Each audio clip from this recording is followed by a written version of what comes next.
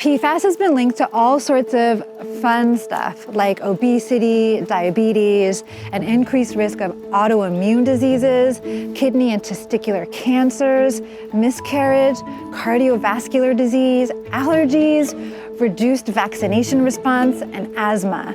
Too many things. Unfortunately, it's also found in too many things. So I'm going to tell you about some of the ways you can avoid these harmful chemicals and how states and the federal government can do more to get them out of our lives.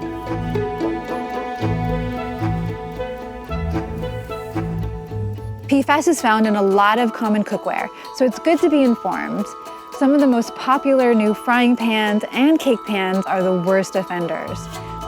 Though PFAS might be on the bottom of your cake, the icing on the cake is you can use glass, stainless steel, or naturally non-stick plain cast iron cookware. I walk on the wild side with my lightweight cast iron woks.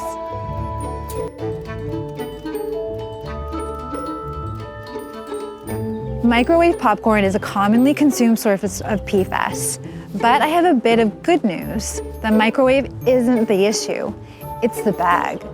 Even a plain paper bag can be like a wolf in sheep's clothing and have toxic PFAS.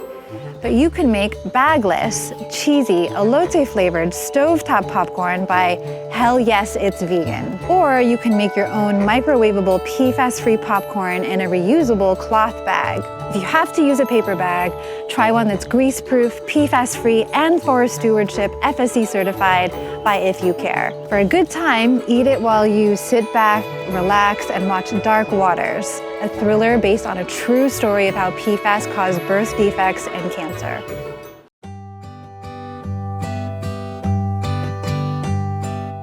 In 2020, I was that person that sent my menstrual organic, leak-proof underwear to a scientist, and he found trouble.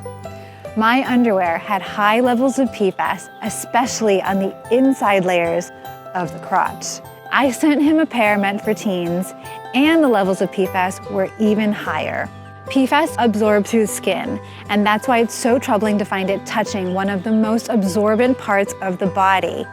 And that was 2020. In 2022, PFAS is still found in even more brands of menstrual underwear and other things that are resistant to liquids and stains. But there's hope. Here are 3 brief steps for PFAS-free products. First, buy products tested to not have PFAS.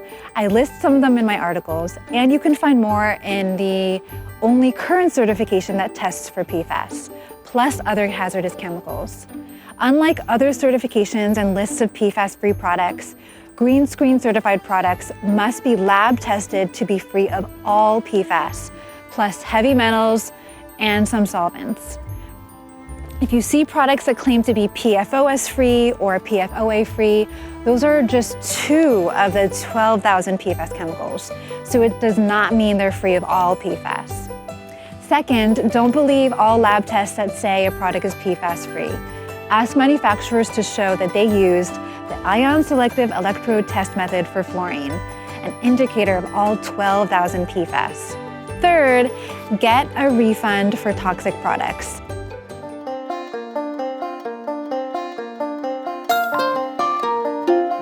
Some of the most common personal care products, such as dental floss, contain PFAS. A 2021 study found that 1,000 personal care products from 120 brands contained at least 1 PFAS chemical. Another study found that 2 popular brands of floss had the highest levels of PFAS out of 39 tested, and those are Oral-B Glide and Colgate Total Mint Waxed Dental Floss. There was even a study showing that women who used Oral-B Glide dental floss had higher levels of PFAS in their blood than women who didn't. Fortunately, some products tested showed no indications of PFAS, such as 100% pure Bamboo Blur Tinted Moisturizer.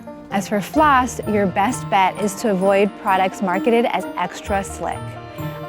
I use Floss Pot Gold, a vegan, petroleum-free floss that comes in a refillable container.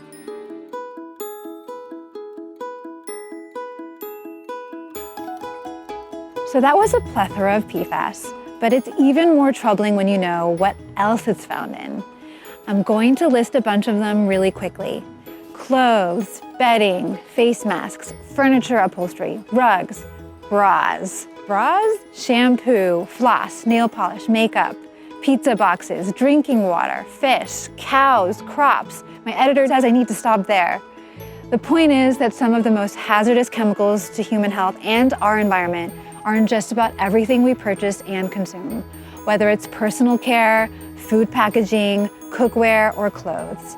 They're found in the blood of 99% of Americans, and there's no way to remove them. So what can you do? Give PFAS manufacturers a piece of your mind.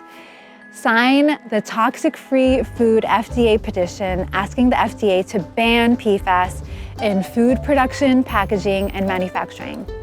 2, add your name to Sierra Club's petition asking the EPA to stop manufacturers like 3M, DuPont, and Chemours from spewing PFAS into our air, water, and food, and make those companies pay to clean up PFAS. And 3rd, join Safer States and the Safer Chemicals Healthy Families Coalition and other nonprofits to create policies to help reduce toxic chemical exposure.